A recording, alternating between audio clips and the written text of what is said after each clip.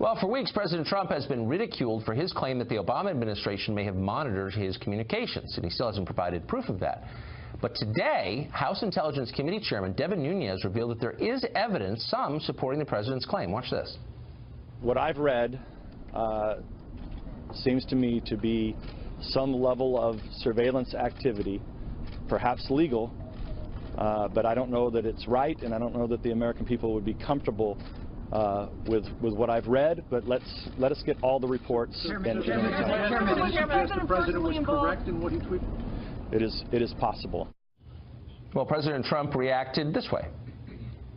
Do you feel vindicated by Chairman Nunes coming over here? I somewhat do. I must tell you, I somewhat do. I very much appreciated the fact that they found what they found, but I somewhat do.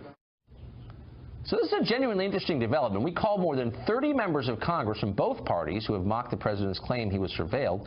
None of them agreed to come on. So instead, we're joined by someone brave, Jessica Tarloff. She's a Democratic strategist and senior director at Bustle.com. Jessica, good to see you. Nice to see you, too. That's like the best intro ever. So, I mean, look, I was frustrated by the president's tweet. I said it right to him in an interview last week. I thought it was imprecise. I still think that. But I think underlying all of this is a really big issue that we're ignoring, we being the press, because the press hates Trump. And that is that the U.S. government may have, in effect, misused the power of its intelligence agencies for political purposes. We're not sure of that. But it's a little bit weird that one administration would be surveilling a candidate and or his staff during a presidential race on the other side. Doesn't that sort of give you pause? Well, that's not what I understood happened today, actually, or what Congressman Nunes was saying. What I understood he was saying is that there may have been legal surveillance of foreign actors that then incidentally picked up activity within Trump Tower. So I think the real issue is here, why were we surveilling people that people within Trump Tower were speaking to, and the fact that the president's claim is still, as far as we know, completely inaccurate and without foundation. That's what I took away from today. So those are two separate things. But let's go to the first one first. Now, I think there's evidence that these investigations were initiated by the Obama administration because they believed there were untoward ties between the Trump administration and foreign actors, A. B, we know from the chairman's remarks today that those names in the documents, in the readouts of the conversations that were wiretapped, in effect, were not redacted, which contravenes policy. You're not supposed to leave the names open and have them floating around government systems. Absolutely. And yet they did leave the names unmasked, as they say, which seems a major violation. It does, and I've had this conversation before, and I do think it's important to address that issue, that those names are protected when they are supposed to be. But at the same time, I don't know why, well, actually, I do know why Republicans want to focus on that and not the fact that Donald Trump made this claim without anything to back it up. And we even have a breaking news report this evening that it looks like the FBI does have evidence that there was collusion between Trump campaign members and Russian operatives in order to damage Hillary Clinton, and we'll see where that continues to go. But it's very odd. I don't know that we have that. I think what we have is one of the Democrats on the committee suggesting that there's evidence. And look, I'm open-minded about that. But here's the point. The idea that one administration might be using the massive intelligence gathering of the United States government for political purposes is a terrifying prospect. And we've seen it before. We saw it with Governor Eliot Spitzer of New York. And I'm sorry to defend Eliot Spitzer because I know everyone doesn't like him and he's a liberal and I'm not. But he was put under surveillance by the feds for the crime of adding money to his own bank account. And because he got caught up in the hooker scandal, nobody seemed to care, but it was a big deal. We saw General David Petraeus, whose life was destroyed because they broke into his Gmail account. Because why? So this power has been misused again and again, but it's been misused against people who are not popular in the press, so nobody says anything about it. But we should care. We absolutely should care, and I just would like this to be separate conversations. I mean, I'm happy for us to talk about all of them, but one doesn't, equate to the other necessarily, and we can treat them as separate entities. For the misuse of this information. That's the only point I'm making. We've seen this before. It does happen, and you're not some sort of kooky flat earther for believing the government can hurt its own citizens with these spying powers, because it has.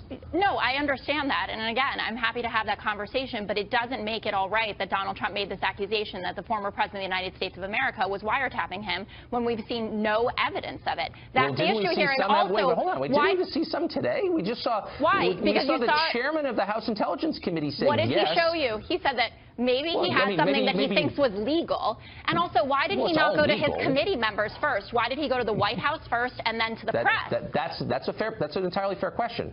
But it ignores the root of it all, which is it did happen, apparently. Whether or not it's legal is foregone. Everything is legal. The government can do whatever it wants. Its spying powers are unlimited, and by the way, it can be unilaterally ordered by the President of the United States. That's legal, too. I'm not saying it happened here. I'm just saying it's all legal. The question is, should you be doing it? And he basically confirmed that intel agencies controlled by the Obama administration were spying, maybe unintentionally, maybe not, on Trump staffers, like recently. That's what Trump said, in effect. Well, no, not in effect. We've gone through so many iterations of what Donald Trump said. He's put things now in quotation marks. We've heard about microwave spying. We have to go back to the original tweet, which is not at all what happened. And we've heard from Director Comey. We've heard from the head of the NSA. We've heard from Nunes himself, Adam Schiff, Richard Burr. Everyone has said that the original claim that he made is unfounded. Now, if Wait, but doesn't what Nunes said today, I mean, how does that not back it up? He said, look, there were people, maybe it wasn't Trump himself. But he that's suggested what Donald Trump said. No, look, again, I have criticized the president to his face for being imprecise. I like that. But there is something important here for the third time, which is the spying powers of the U.S. government seem like they may have been misused by the Obama people. Liberals should be really worried about that, because if it can be done to Trump and people you don't like, it can be done to people you do like, and Absolutely. Well, we know about spying. We know what happened during the campaign, and we know what WikiLeaks has done, and it exposed tons of DNC emails, and we know all about, you know, John Podesta's cooking and all of that stuff. No, so but the absolutely. U.S. government doing it to its own citizens for terrible. political reasons, there's nothing scary. That's third world, no? It is absolutely frightening. It's things that go on in places like Russia, it's things that go on in places like China, and that's disturbing. I'm just saying that there are many conversations going on here, and I feel like Republicans only want to have that conversation when there's an important other one to be had about the claims that the President of the United States of America has made about the former President of the United States of America, seemingly unfounded. And he's out there tonight retweeting Gateway Pundit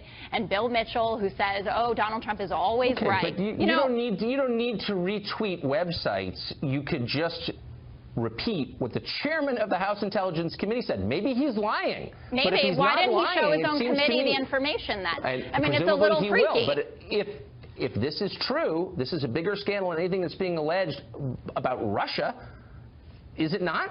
I think that those are two enormous scandals if they both play out. If we find out that the Trump administration or the future Trump administration colluded with Russia to influence the election, that is massive. If we find out that the Obama administration was wiretapping Donald Trump through his phone or his microwave, that is also massive. We're a lot closer to one than the other, but I'll invite you back when we find out for sure. Jesse Tarloff, thanks for coming on.